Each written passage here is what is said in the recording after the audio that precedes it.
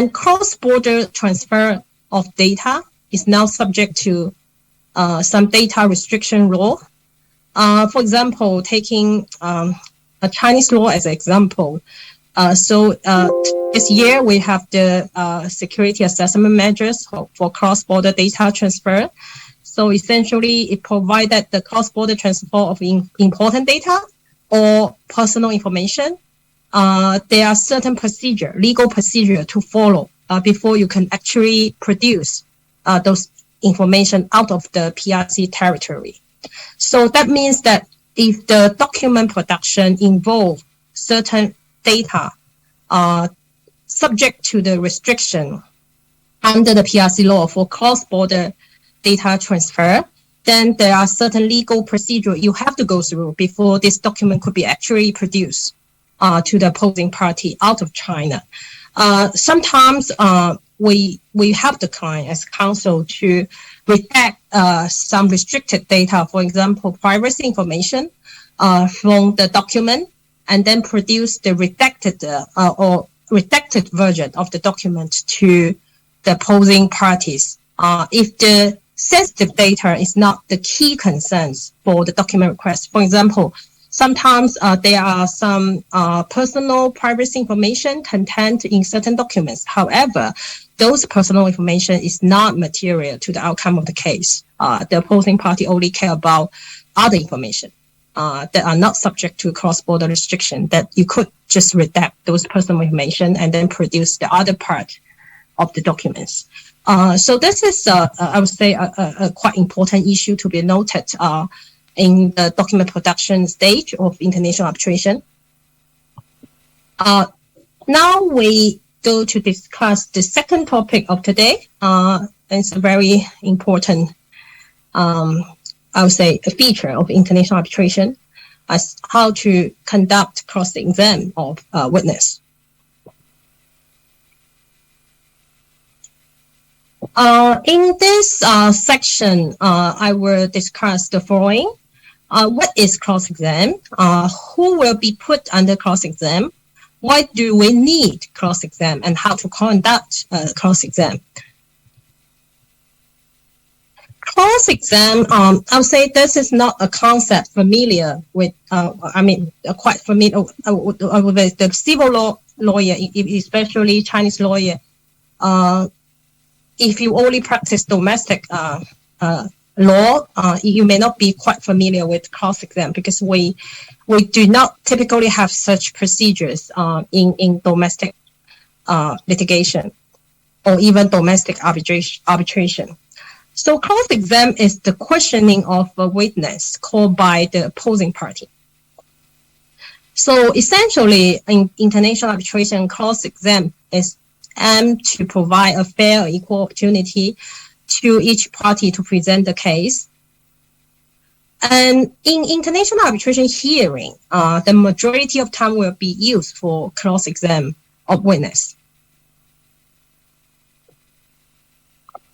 So as this slide shows that it's fundamental to that each party should be entitled to tender its own evidence, and that the other party should be entitled to ask questions designed to prove the accuracy or otherwise, or the completeness of otherwise of the evidence which has been given. So basically, you produce a witness, and the witness provide witness statement, or the witness testifies before the tribunal. Then you have to give the other party and the other party's counsel a chance to cross-examine that witness, just to test whether the witness, the statement or testimony is reliable. It could be relied upon, or it's just to test whether the witness are telling truth or telling lies. So that's the essential function or purpose of cross-exam. And to whom cross-exam is conducted, of course, to the witness. And witness include factual witness and also includes expert witness. And expert witness includes generally three categories. One is the legal expert witness, if there are legal issues to be debated among the parties. And the second category is technical witness. For example, if your case involve accounting issues, sometimes you need an accounting expert to provide some witness statement on those specific technical issue. And thirdly, quantum experts. So in many cases, the party may appoint a quantum expert to prove disprove some damages calculation. So all the witnesses are subject to be cross-examined at the hearing by the opposing party's counsel.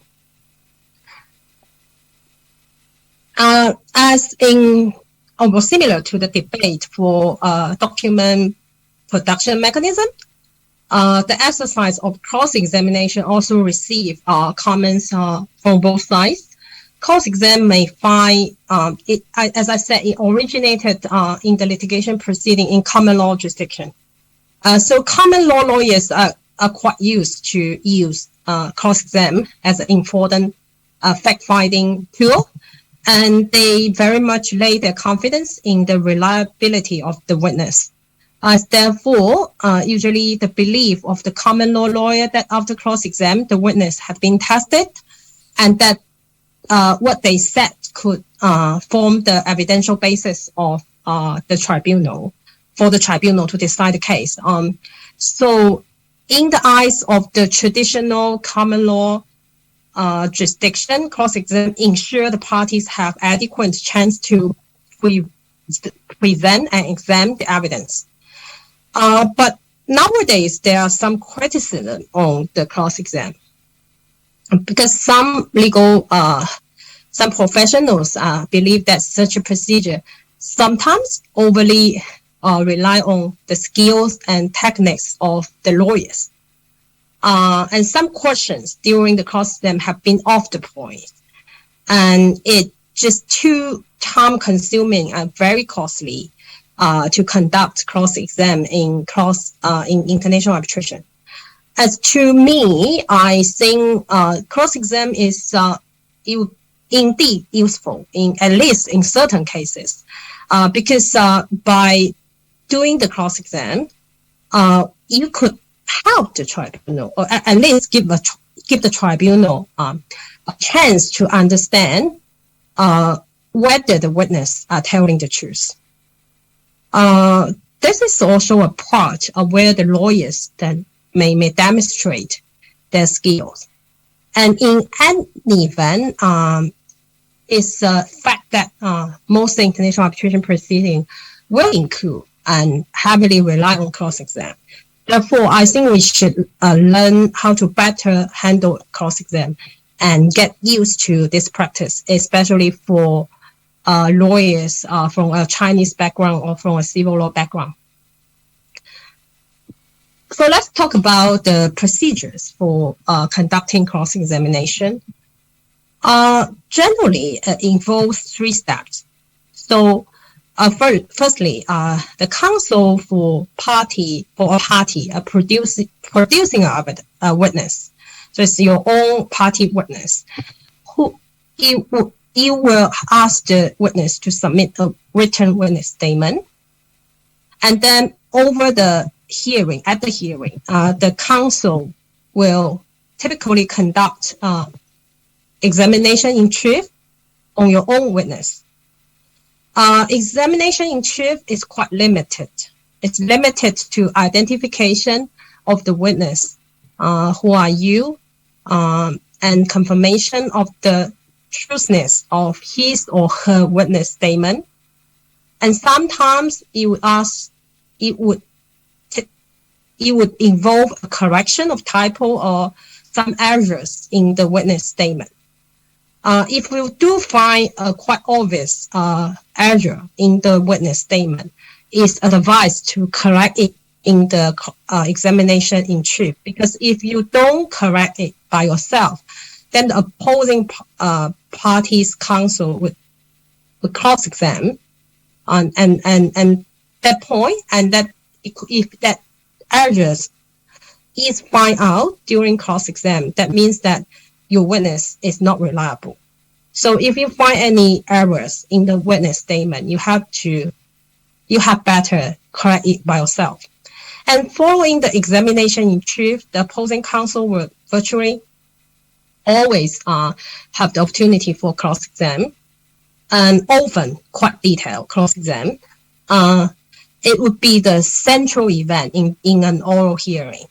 The tribunal members may also raise questions to the witness during this stage, and then followed by what we call as redirect examination. Re-exam will often follow cross-exam by the party producing that witness, but re-examination will usually be limited fairly strictly to the matter addressed in the cross-exam. So here are Article 8.4 of the IBA rules. So basically listing out the sequence and some basics for giving oral testimony and at an evidential hearing. I will not repeat each sentence here, but just provide the articles for you to read. And at the end of this introduction of cross-exam, I would like to share with you some practical tips on cross-exam. So firstly, you have to decide which witness for the party who are producing the witness, you have to decide which witness to testify first. Find the proper witness candidate. And also, if you are the opposing party's counsel, you have to consider which witness you want to cross-exam first. Sometimes you may not want to cross-exam every witness because time is quite limited. So you choose the key witness that you want to spend time raising questions. And as to the form of the question to be raised during cross-exam, always ask short and simple questions. Avoid distraction, avoid ambiguity. Make your question easily understandable to the tribunal. You may also want to avoid what we usually call as open questions and only ask leading questions. Leading question means that yes or no questions. Otherwise, you may easily lose control on the witness subject to your examination. Avoid questions that you don't know the answers, so may lead to unfavorable answers. Obviously, you want to prove to the tribunal that the witness of the opposing party is not reliable, right? So normally, your questions should lead to answers that you already know in advance. So it's yes or no questions that you raise a leading question and the witness can only answer yes or no. And you know that it's yes or no in advance, right? Avoid to just miss the point. So every question should have a purpose. If you are overly indulgent in your questions, you may lose the point you want to prove, and thus waste your time. And lastly, as I have just explained, through cross-exam, you would want to prove that the tribunal, the opposing party witness, are telling lies or not telling the truth, and force them to admit the facts that are in your favor. If you want to attack their credibility, you should always try to find the inconsistency between the witness statements and the witness statement themselves, the inconsistency between the witness statement themselves, and also the inconsistency between the witness statement and the documentary evidence. So here are I just finished the introduction of the cross-exam. So now we go to the third topic of the day's oral hearing. In nearly all the international arbitration proceedings, there would be one or even more hearings. But if you don't have witness to produce, for example, in some simple case, there are no witness statement exchange, or even if there are witness statement exchange, but there's no need to cross-examine the witness, then there could be no oral hearing. the tribunal may decide on the case on a documentary basis. However, usually, as long as there are witnesses to be cross-examined, there would be a hearing. And in many aspects, the oral hearing is often the centerpiece of the arbitrary process, and will have significantly importance in the parties. So there should be a lot of effort spent on preparation of oral hearings. I would like to focus on 3 issues. One is pre-hearing preparation. And the second one is time allocation of the hearing. And the third one is remote hearing in the context of the pandemic and afterwards. So apart from the typical initiate proceeding meetings, a pre-hearing conference is often also needed in international arbitrations. So before the hearing, the tribunal would usually organize a pre-hearing case management conference to sort out all the case management issues need to be addressed before the hearing. I have find out Michael Moser's pre-hearing checklist. We usually use the Michael Moser pre-hearing checklist to check whether all the items have been ready before the hearing. So first is the basic of the hearing, time, location, attendance, and the scope of the hearing means the issue, the list of issues. And the items to be provided before the hearing. Hearing bundles have to be prepared, exchanged by the parties, and mailed to the tribunal before the hearing. And the party also typically need to submit pre-hearing written statement. It's a written version of the oral opening statements or a skeleton of points to be discussed at the hearing. And witness arrangement, you have to agree before the hearing the sequence of the witness. The first witness to give testimony to be cross-examined, the second one and the last one. And also hearing logistic, it could be quite trivial. Coffee, lunch, or printing matters. And then closing statement, whether the parties agree to give oral closing statement at the hearing, or the party choose to not giving oral closing statement at the hearing, but to submit a written post-hearing brief or written closing statement after the hearing. And also the time for issuing the award after the hearing. So these are all the pre-hearing checklists you have to bear in mind when preparing the hearing.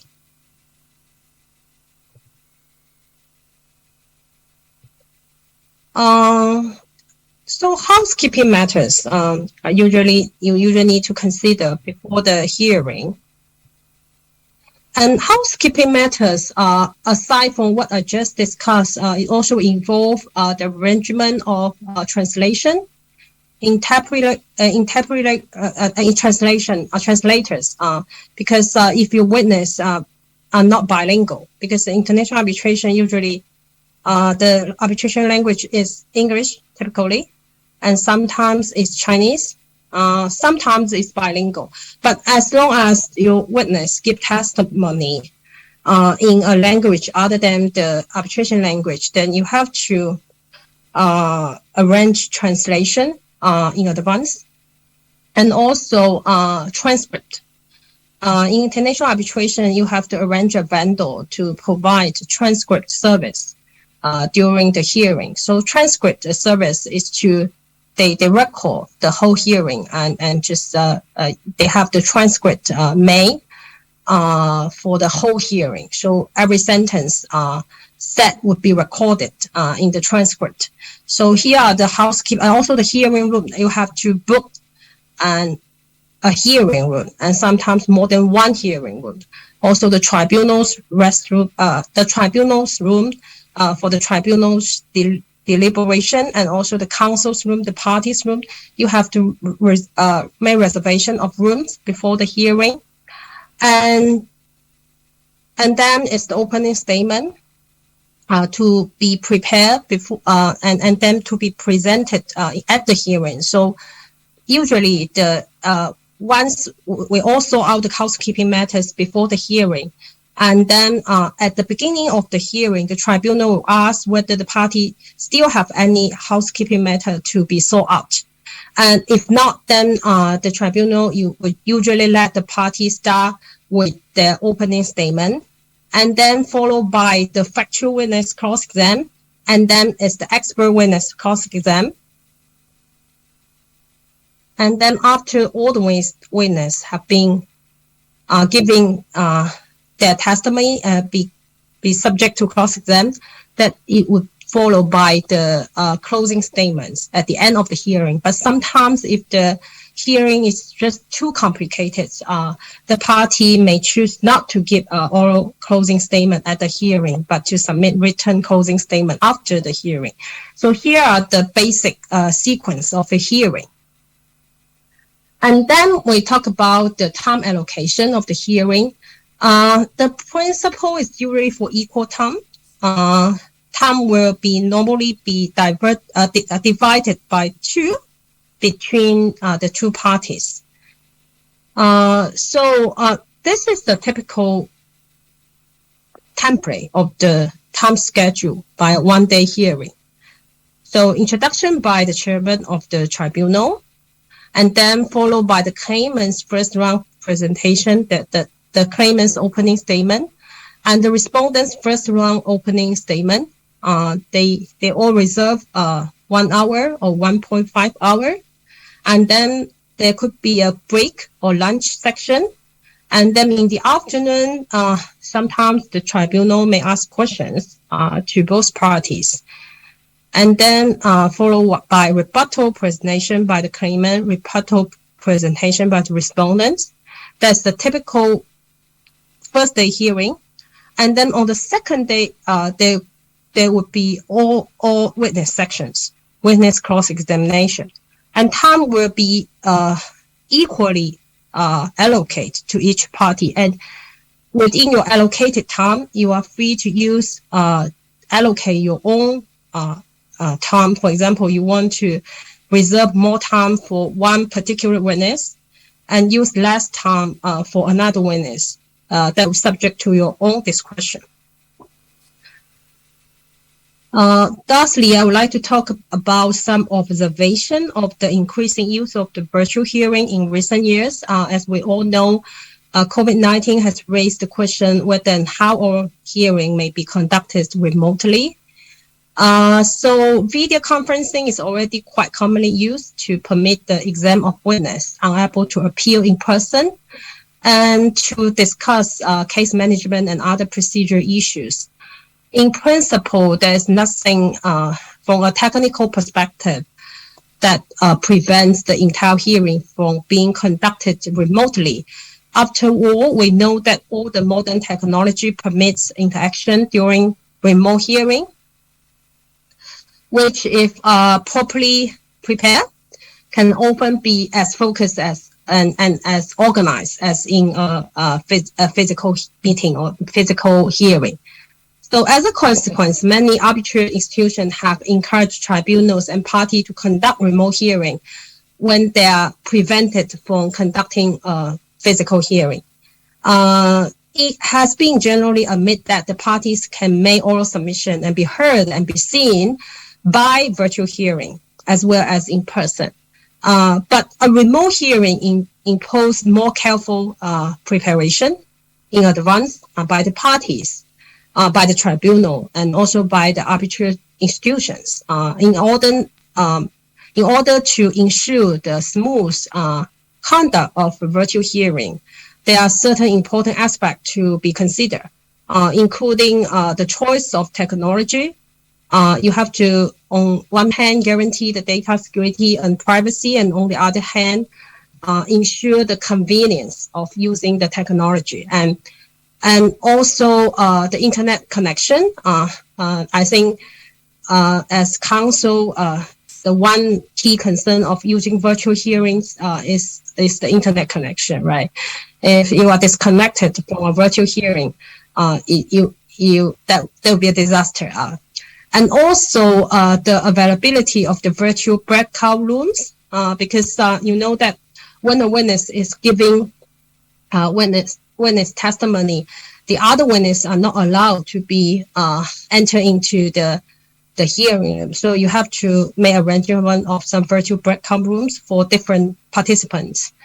And also the mechanism for displaying documents, evidence, and the means for preventing witness coaching. That means that at some virtual hearing, the tribunal will ask the participant to show the whole room.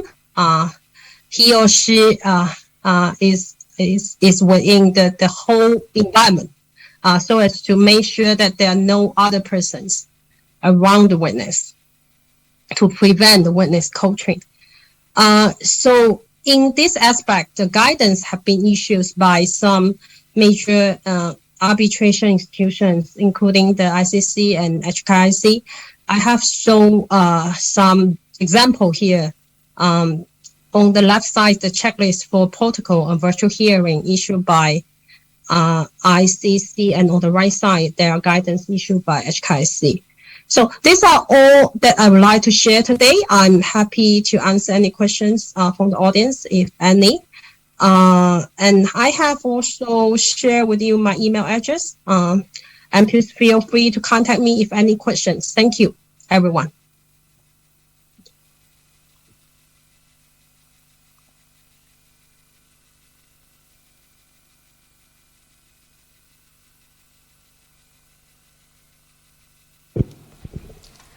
Thank you, Ms. Lin Yanhua's excellent lectures that focus on the document production, the cross-examination, and oral hearing. And also, I would love to thank all the guest speakers today for their serious-minded preparation and their professional lectures. Special thank you for everyone who participated at SCIA Tower and the guests online all day. That's all for today. And please do not forget to come back tomorrow for our tomorrow's section. And thank you, everyone. Have a good one.